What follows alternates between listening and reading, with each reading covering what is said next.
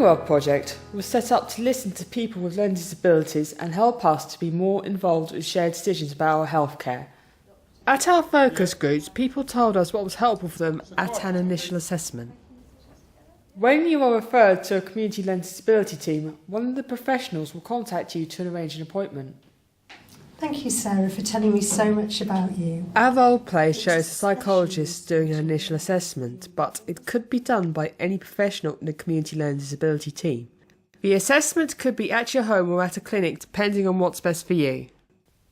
These are some role plays of the key things you should expect to happen at your first appointment.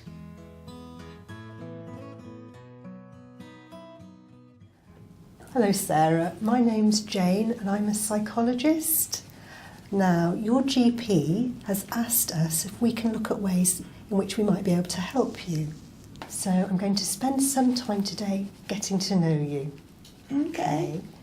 We will discuss all of your needs, and then we'll think about the best way of keeping you healthy and keeping you safe.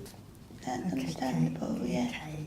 Now, to do that, it's really important that we just spend a little bit of time first thinking about the best way of communicating together. Okay, fine. Now, I've had a quick look at your communication passport, and I was wondering if it might help for us to have some symbols like this.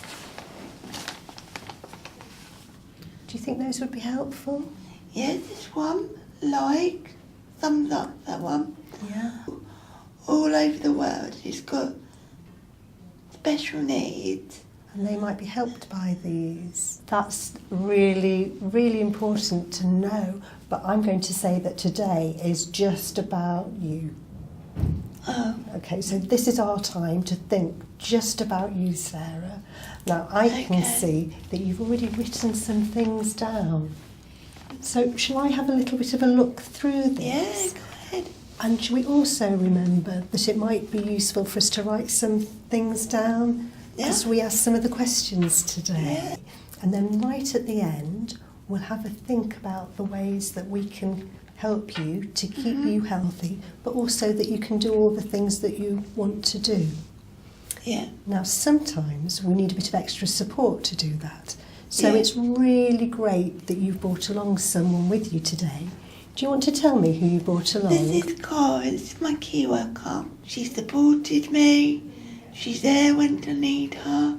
She knows everything to do with me. There's not one thing in the whole wide world that she does not know anything about me, because I'd be lying if that was true. So she's a really good person for you to have brought along that's today. true. Thank you, that is great. Okay, Sarah, back to you now. Do you want to start telling me about some of the things, maybe some of the difficult things that have been happening recently? Well, I've been on holiday with Karen. And that sounds great. So have there been anything that's been a little bit more difficult that's been happening? My wobbles, I've had loads of wobbles. Okay. A few, not loads, but a few while my mum's been on holiday. Do you want to tell me a little bit more about your wobbles? Wobbles? I haven't got a proper name for wobbles. I just call it that because that's what I call it for. That sounds a really good way of you naming it. And I can also see here that it makes you feel really upset, doesn't it, when it happens? It does, yeah. We will keep everything you tell us confidential. This means we won't just tell anyone. If I need to talk to anybody about things that we've discussed in this meeting, I will ask you if this is okay first. We will also agree who we share information with, like your doctor, social worker, family. These are people who may be able to help.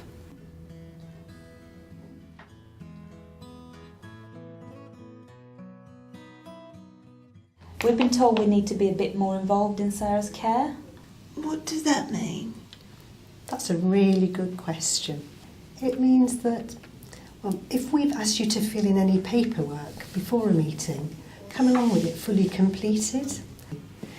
It also means that if you're going to bring someone along with you, it's really useful if it's someone who knows you really well. You need to come along prepared to tell us lots about yourself, to discuss the things that are going well, the things that aren't going so well, things that help, things that don't help, things that you like, things that you don't like.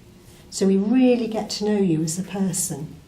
It might also be useful if you've got any things that help you communicate, like a communication passport, bring those along to prepare for the meeting. So maybe to spend some time discussing with your key worker or someone who you know well. Sometimes it helps to discuss that with people like Karen. And maybe make a list to bring with you. That's what I do all the time. That's really great. And in that way, we can have a really, really full conversation about all the things that are happening. So we filled in this paperwork that you sent us together, didn't we, Sarah? Yeah, that's and right. It covered quite a lot of areas. That's right. And it covers a lot of areas because we want to be really thorough and think Yeah. about the whole person. We also want to make sure that we don't miss anything. So, for example, if somebody comes to us with an awful lot of pain in their knee, we might forget to ask them about how they're feeling, about their mood, and they might actually also be feeling quite low or anxious. And the other way round, if somebody comes to us feeling quite depressed, we might forget to ask about their physical health, and we might miss something really important. It may take us several meetings to gather all the information. Some of the questions might not feel like they apply to you, but it's really important that we don't miss anything. This is a real opportunity for us to think about your physical health, your mental and emotional health, and your behaviour, and to think about joining all the dots together. Yeah, you're understandable there. I quite agree with you with that, actually. Okay. So maybe we can use the form that you've filled in and the areas that it covers to start asking some more questions. Shall we start by thinking about your physical health?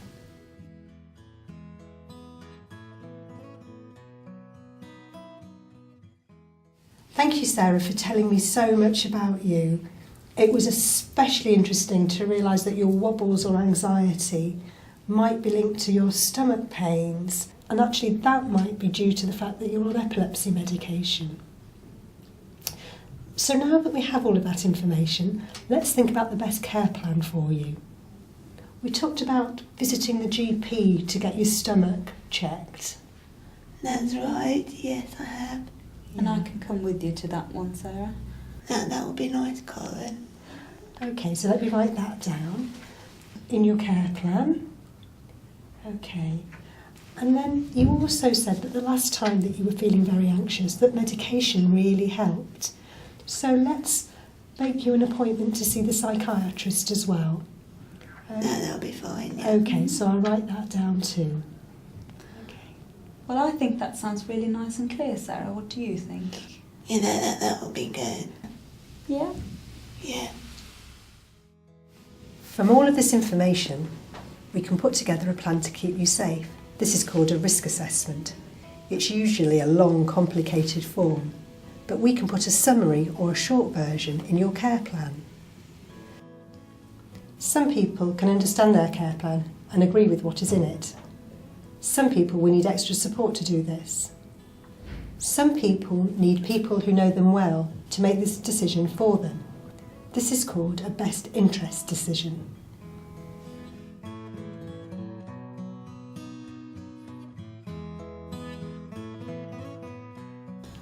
What if the care plan doesn't work? We'll keep checking with you that it's helping and review as we go along. We'll talk to you and invite you to any meetings that we have about your care. I think that's a good idea. We will also give you the name of somebody in our team who you can contact if you have any concerns or worries, or if things get worse. And I'll write the name of the person on your care plan. That'll be good, thank you. We also need to think about what to do if things become really bad. We need to put together a crisis plan or a safety plan. This is particularly important because our service isn't open 24 hours a day, 7 days a week. So we need to put down some contact numbers for you at other times. I think that's really good. Okay, so we'll maybe need to put down the telephone number and contact details for your GP or duty services or emergency services, and any other local emergency numbers that we think will be useful to you. Yeah. Okay, so here's all the paperwork that we filled out today, the care plan and the crisis plan. Do you want to just have a read through that? it, Sarah. And see all the things that we agreed to. So it says that you and me will go to the GP, check out your stomach, check out stomach pain. and then we'll go and see the psychiatrist, yeah? See psychiatrist as well. About your medication. And you can keep hold of this as your own record of today. Okay. Okay. Does that sound alright? Yeah. So we just need you Yeah. to sign there to say that you agree to it.